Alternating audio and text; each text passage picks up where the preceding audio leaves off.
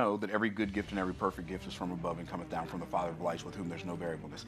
Any good thing. Say that again. Every good gift. Sorry, I know I do that kind of fast sometimes. No, hold on. It's more so we gotta give them time because note takers are money makers. Right, there you go. Every good gift and every perfect gift is from above and cometh down from the Father of lights, with whom there is no variableness, neither shadow of turning.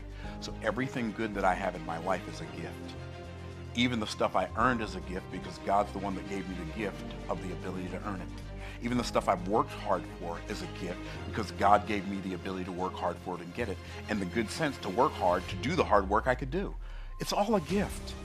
If any of us go through life thinking we have control, I challenge any of you, next time you go to the funeral of a loved one, exercise that control and let me know how that works out for you. Control is an illusion.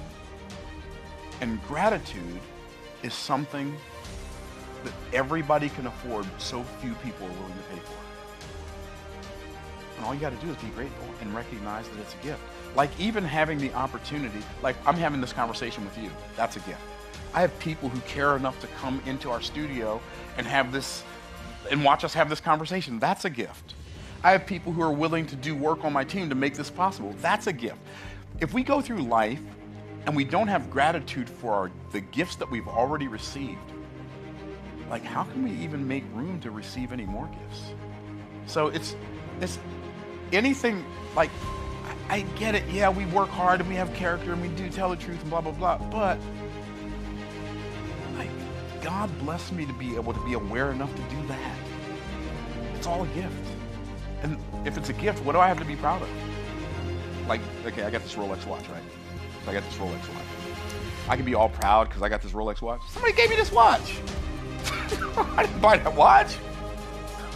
What I got to be proud of? It's all a gift. Your ability is a gift. Your skill is a gift. Your where you live is a gift. Who your siblings are is a gift. Who your parents were is a gift. The business that you have is a gift. The business that you don't have, that's a gift. It's all a gift. The people you love, that's a gift. The people who hate you, that's a gift. It's all a gift. Learn to be grateful for it and let it work in you the way that only it can work in you. Let me give a moment, because I feel like mentorship can sometimes be labeled as a single thing. But I also feel like there's mentors in different facets of all of our lives, whether that's through faith, work, family life, relationships. Sure. So how do you kind of go about discerning that, and how important has mentorship been for you throughout your life? Yeah, it's been absolutely critical.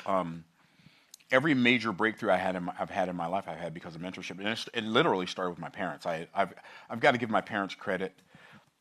There's so much that they, for lack of a better way to say it, there's so much that they were aware of and didn't really have a reason to be aware of it based on how they came up and where they came up.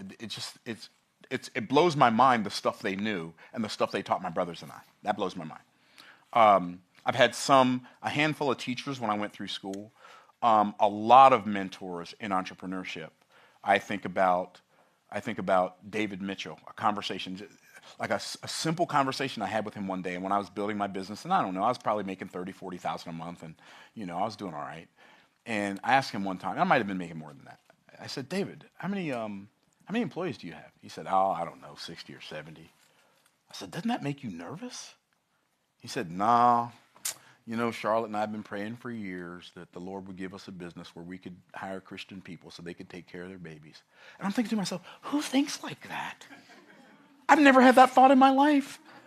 Like, when I'm thinking about hiring